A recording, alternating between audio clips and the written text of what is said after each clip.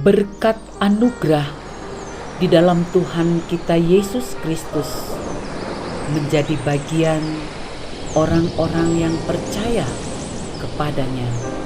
Hari ini Sabtu 27 Desember 2025.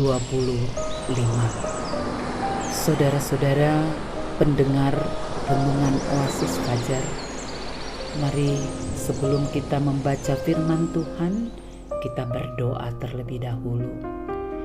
Bapa di sorga, kami datang bersujud di hadapan-Mu dan memohon kekuatan Allah untuk terus menjadi bagian kami dalam menjalani hidup ini, sehingga kami didapati Allah ada dalam kekudusan-Mu. Kami tahu Tuhan, kami manusia biasa, sangat memerlukan pertolongan Tuhan. Karena itu berbicaralah bagi kami. Demi nama Yesus Kristus kami berdoa. Amin. Para pendengar renungan Oasis Fajar, pembacaan firman Tuhan yang boleh kita dengar pada hari ini melalui Wahyu 15 ayat 1 hingga 4 dalam judul perikop Nyanyian Mereka yang Menang. Dan aku melihat suatu tanda lain di langit, besar dan ajaib. 7 malaikat dengan 7 malapetaka terakhir, karena dengan itu berakhirlah murka Allah. Dan aku melihat sesuatu bagaikan lautan kaca bercampur api, dan di tepi lautan kaca itu berdiri orang-orang yang telah mengalahkan binatang itu dan patungnya dan bilangan namanya. Pada mereka ada kecapi Allah, dan mereka menyanyikan nyanyian Musa, hamba Allah, dan nyanyian anak domba, bunyinya. Besar dan ajaib segala pekerjaan-Mu, ya Tuhan Allah yang Maha Kuasa. Adil dan benar segala jalan-Mu, ya Raja segala bangsa. Siapakah yang tidak takut, ya Tuhan, dan yang tidak memuliakan nama-Mu? Sebab Engkau saja yang kudus, karena semua bangsa akan datang dan sujud menyembah Engkau. Sebab telah nyata kebenaran segala penghakiman-Mu. Saudaraku, dari kitab Wahyu 15 ayat 1-4 ini diambil ayat penekanannya, yaitu ayat keempat. Siapakah yang tidak takut, ya Tuhan, dan yang tidak memuliakan nama-Mu?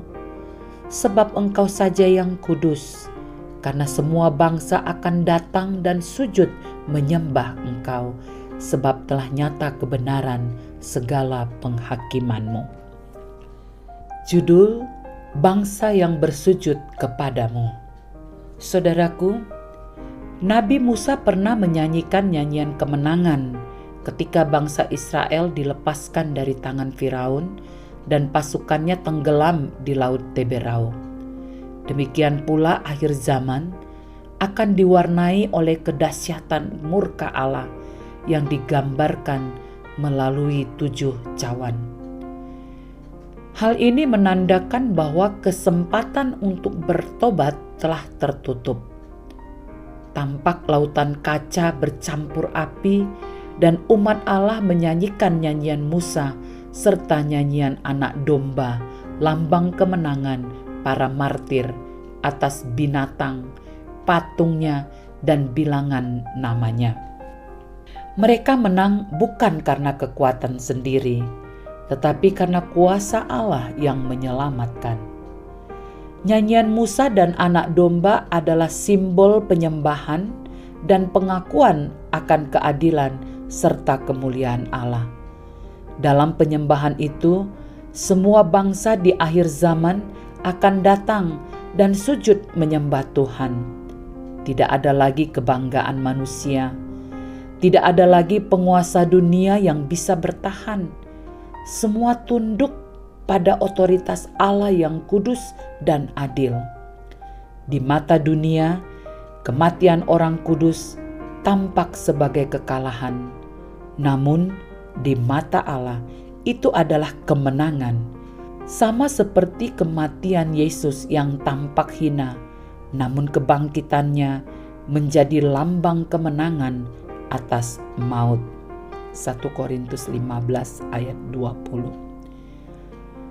Hal ini mengingatkan kita bahwa penderitaan karena iman bukanlah sia-sia.